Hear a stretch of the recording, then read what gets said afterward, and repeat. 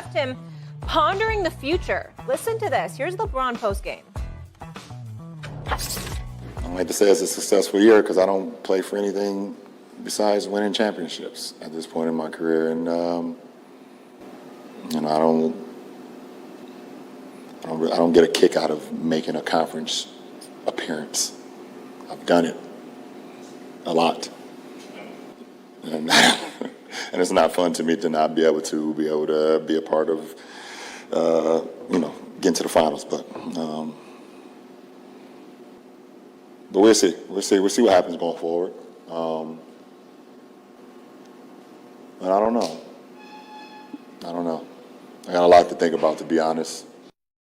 All right, conference appearances are cute and all. All right, Dave McMenamin getting the scoop. So here's the deal. McMenamin caught up with LeBron on his way to clarify his thought process going into the offseason. Dave asked, when you say you got to think about stuff, what thread should we be pulling on that? LeBron said, if I want to continue to play. Dave went on to ask, as in next year, with LeBron responding, yeah. And when Dave asked LeBron, you would walk away, he simply said, I got to think about it.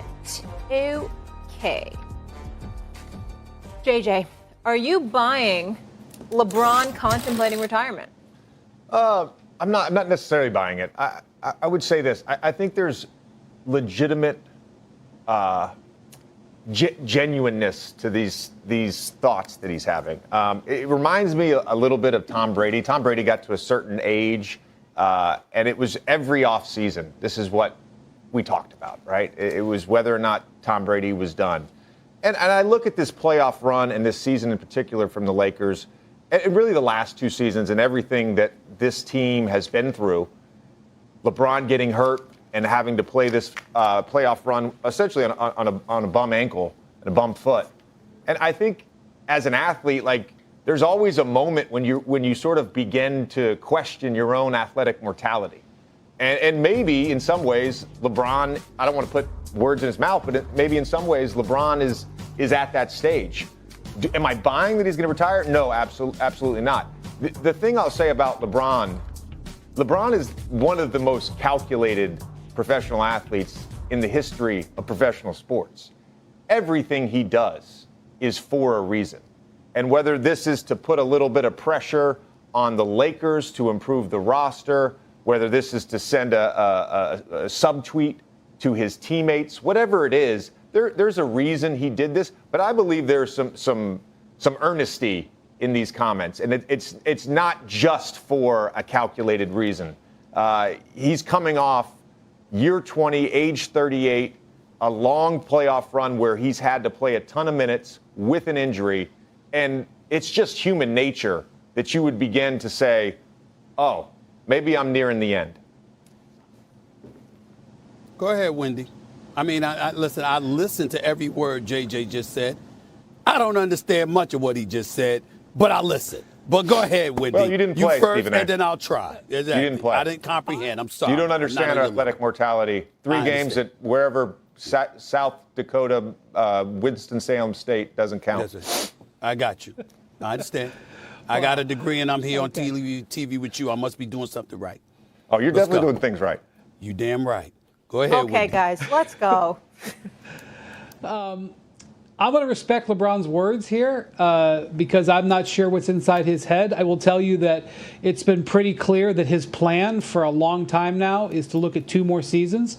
One next year with the Lakers, which he's under contract for $47 million.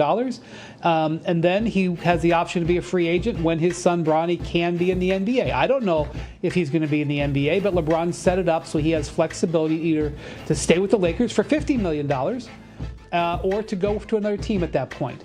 So I think it was surprising he said it, but I don't think it's necessarily not something he's considering. I do think what we're probably moving into is a time where LeBron is now going year to year. I think that's fair to say, and I think that's what he's basically saying.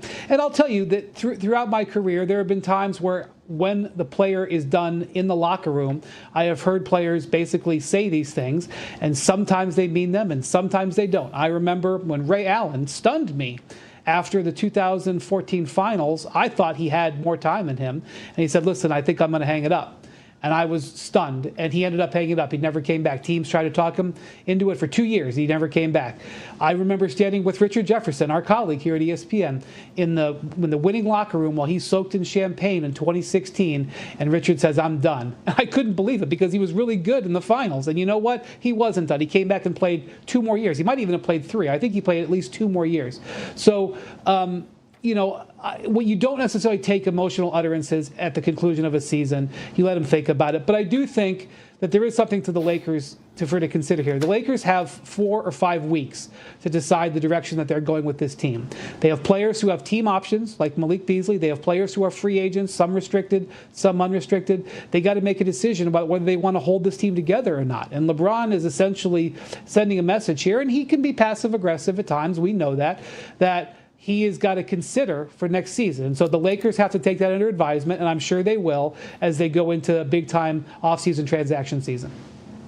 I applaud both of you talking about how calculating he can be, how passive-aggressive at times that he can be. I get where y'all are coming from.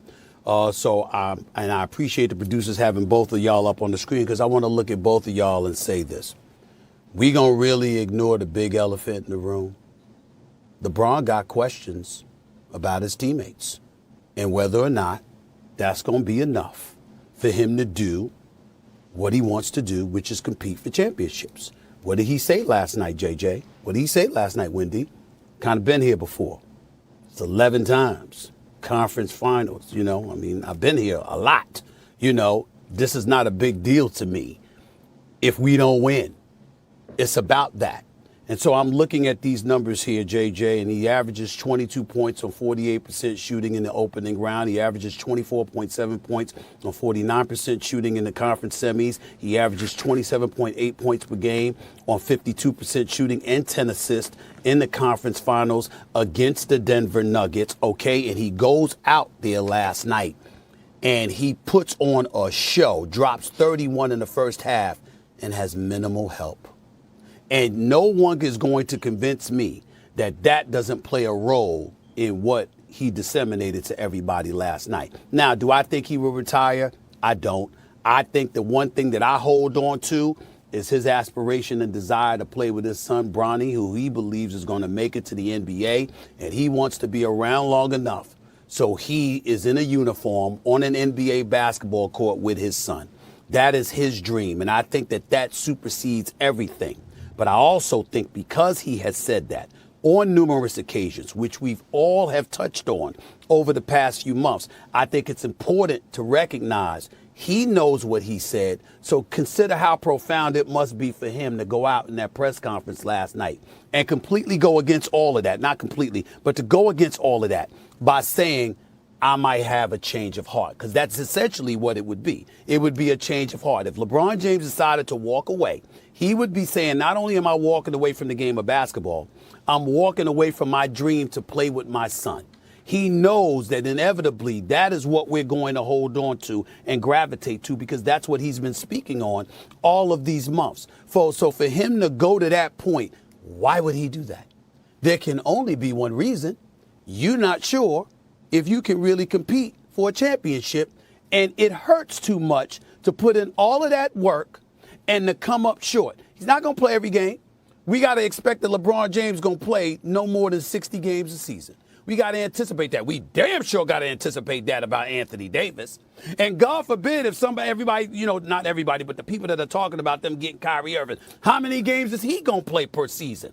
And so when you look at it, you got to make sure that the Lakers have a roster that can propel you to the postseason, not a play-in game, but to the postseason in very comfortable fashion.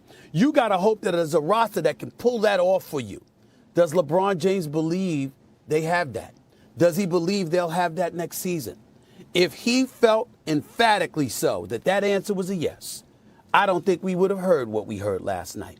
I think we heard what we heard last night because LeBron James has serious questions as to what the Lakers can truly, truly accomplish. And to him, it's about championships or bust. That's where he feels, that's where he's at. And to me, that just said, as constructed, I don't believe we got it. Yeah, and that's the major factor, too. What